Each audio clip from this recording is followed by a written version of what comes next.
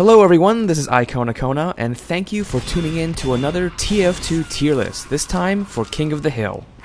Now I hope you're excited for that new King of the Hill map, Kong King, that was supposed to come out with the triad weapons. Unfortunately it didn't, so we're going to have to wait a bit, but you know, a new map, that sounds like a lot of fun, and it's Chinese themed.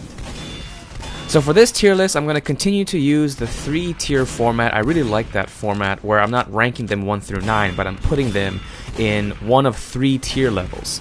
But I'm going to rename these tier levels because there was some confusion on my labeling last time. Last time I used the terms S tier to mean the very top tier, A tier kind of like the middle tier, and then B tier as the bottom tier. Now I use that convention because I watch a lot of fighting game streams, and fighting games usually rank their characters based on this sort of tier list, with S tier being the top. I have no idea why, but that's just how it is in fighting games. So I decided, oh well, instead of using that weird naming convention, someone might get kind of confused about that. So I'm just going to label the tiers top tier, mid tier, and bottom tier so that there's no confusion about their placement. Before I get started, I do want to mention that this is for public servers and not for competitive play. So let's get started with my tier list for King of the Hill. The first class in the bottom tier is the Sniper. Now, I put the Sniper in the bottom tier because the King of the Hill maps, a lot of the King of the Hill maps, maybe Nucleus is here is not the best example, but a lot of King of the Hill maps are designed so that the point in the middle is protected somehow by snipers. So it's very difficult as a sniper to get a clear line of fire from very, very far away. If you think about something like Harvest, if you played Harvest before, the point is inside like a house or a shack. So as a sniper, you are not gonna get a clear shot on them unless you go on the very sides of the map. And if you go there, you're pretty vulnerable because people can just rush you down. So snipers, it's very difficult usually to get a clear shot on the middle point, but Nucleus is an exception to this. Now because you are sniping, you're gonna tend to be alone a lot of the time. You're gonna try and find a nice spot that you can sit and wait and, you know, try and pick off people with headshots, right? That's what snipers like to do. But therein lies the problem, because spies can easily sneak up behind you and get you, and you can actually get rushed down sometimes. Sometimes you're not fully aware of where everyone is on the map. So an enemy like a scout can run behind you, especially on this map, especially on Nucleus. You can see how I play scout on Nucleus. I like to rush on the sides and pick off snipers who are just sitting right next to their spawn. They think they're safe, but they are definitely not, because a lot of classes can rush snipers down. Now a Huntsman sniper might actually be a little bit more effective on King of the Hill, because you can actually push up with your team, and because of the spammy nature of the Huntsman, you might be able to get some, you know, quote, random headshots or random, you know, kills from really, really far away, and it allows for faster mobility. Next in the bottom tier is the Spy. Now King of the Hill maps are generally made to be very small, very tight maps. In this case, Nucleus has very long lines of sight. The Nucleus is a really weird map, actually, now that I think about it. But spies generally don't do well in really tight quarters because there's not many places you can hide safely without being seen. There are some corners, especially when you go down the stairs right out of your spawn. People don't usually go that way. But if you try to go this way where there's a lot of people, you'll most likely get spotted, or even worse, bump into someone, because someone might just turn a corner really quick, you didn't see them, and then you're going to bump right into them. Ammo is another big concern when playing as Spy, because usually King of the Hill maps only have one ammo pack near the middle point, and it's usually a mid-size or a very large ammo pack. And the fact that, let's say you're playing as a Dead Ringer Spy, the ammo packs no longer give you a lot of cloak back. Like before they patched this, when you went to go and pick up a large ammo pack, you actually got your full cloak back. So that made Dead Ringer Spies very, very lethal, because they can get a kill, get a full ammo pack, and be ready to activate Dead Ringer again. But now, full ammo packs only give you about 35% cloak, which means a lot of the time you're going to be waiting for that cloak to rebuild, or you have to find a dispenser somewhere to make it build up faster. Now instead of having 3 classes in the bottom tier, I decided to just keep the Spy and the Sniper there, and I'm going to move on to the mid tier. So So the first class in mid-tier is the Scout. Now when you play as Scout, you'll notice that it can be difficult to clear the point by yourself. Unless there's only like one person on it, it might be easy. But with the Scout's low life, if you try to rush down the middle point and try and clear the point yourself, you'll usually find that you'll get killed very quickly. So what I like to do is I like to flank the enemy, like here, and just prevent them from getting to the point. You're probably going to have the most fun taking out enemy snipers, because snipers are pretty much completely unaware that you're even there. They think they're all safe near their spawn and they're just sniping away, but scouts can easily rush them down and take them out. Another thing I'll recommend is to help your team out when they're capturing the point. Not necessarily going in there and being the one to clear the point, that's very difficult to do. But you can help them capture the point because scouts count as ×2 on the point. Next in the mid-tier is the Demo Man. Now both your sticky grenades and your pipes are going to be very effective in King of the Hill. Especially your pipes. Your pipes actually become very useful because you tend to be a little closer to the enemy, and the enemies tends to be bunched up. So if you were to lob a pipe and hit them directly, you're going to get a lot of damage in. It's pretty obvious why stickies are pretty important, because you can set up traps right on the point, directly on the point, and just wait for them to come. If you're playing defense, you can just wait for them. If you're playing offense, you can spam a whole bunch of stickies right on the point, and if they're just kind of hovering around there, you'll either damage them when you detonate them, or they'll see the stickies coming in and they'll get off the point, which will give your team an opportunity to push.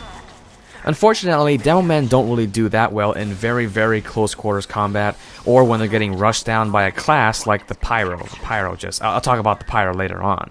But yeah, be aware that when you're playing as a Demo Man, you might have to bust out your melee weapon, because if someone rushes you down, you're going to need some protection. The Soldier is next on the mid-tier, and as you can see, it's kind of fun playing as a soldier, you know? I really like it. I rocket jump way too much, by the way.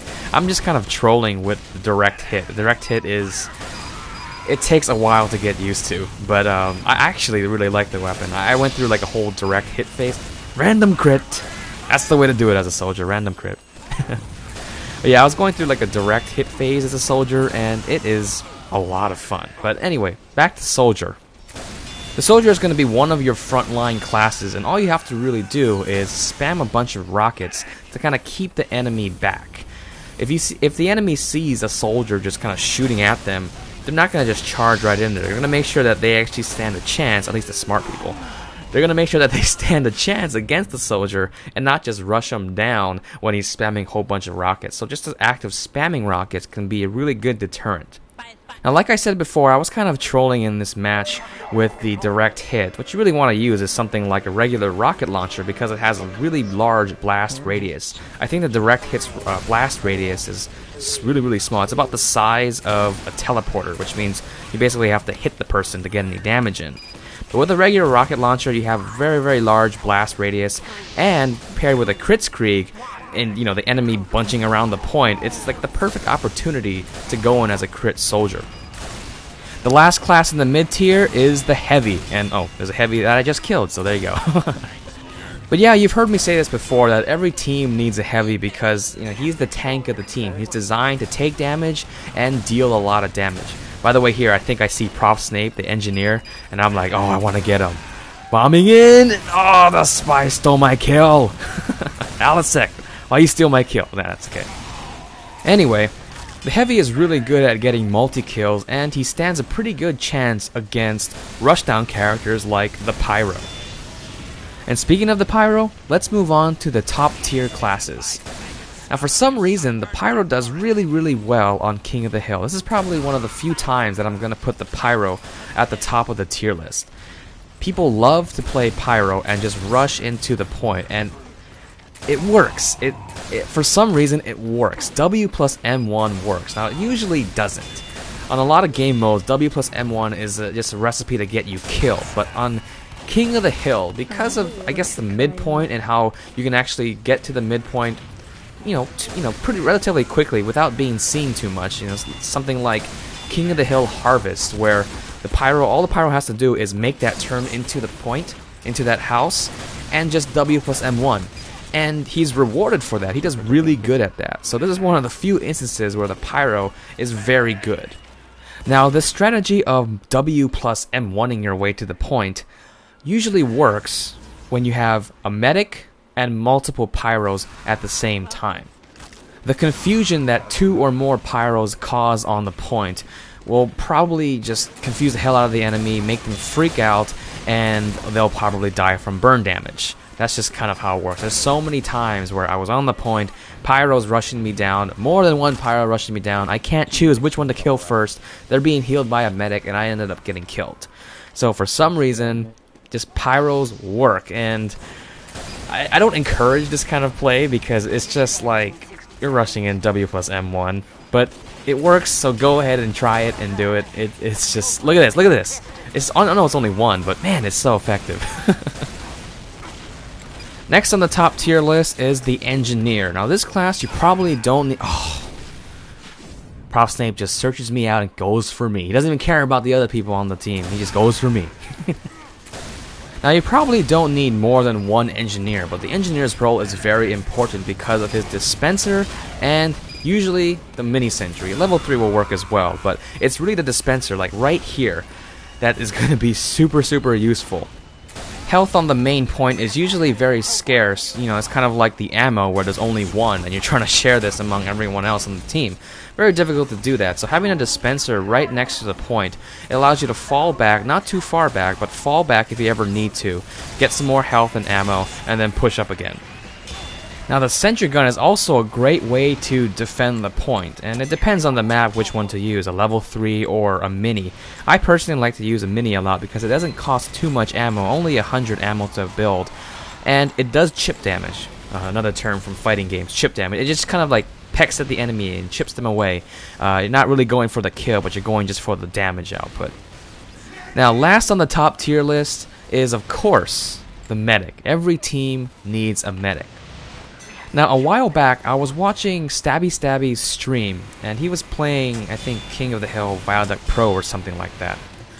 But he mentioned that if your team has the point, you actually have longer respawn times than the team trying to capture the point. So if you hold the point and you are defending, you will take a longer time to respawn than the other team, which means when you have the point, it is just that much more important to try and stay alive as long as possible because you have a longer respawn time. Now the respawns are not super far away. It's not like running across a map in Payload. They're usually pretty close to the center point, but still, ideally you don't even want to lose the center point. So if you have a medic that keeps your team alive, you don't have to go through all those long respawns and end up losing the point. So that is my tier list for King of the Hill, and I'm very curious as to what you guys think about this. Would you change classes around? Is there something that I missed? Leave a comment below, or even better yet, make a video response to this. So thank you everyone for watching. I hope you enjoyed this video, and have a nice day.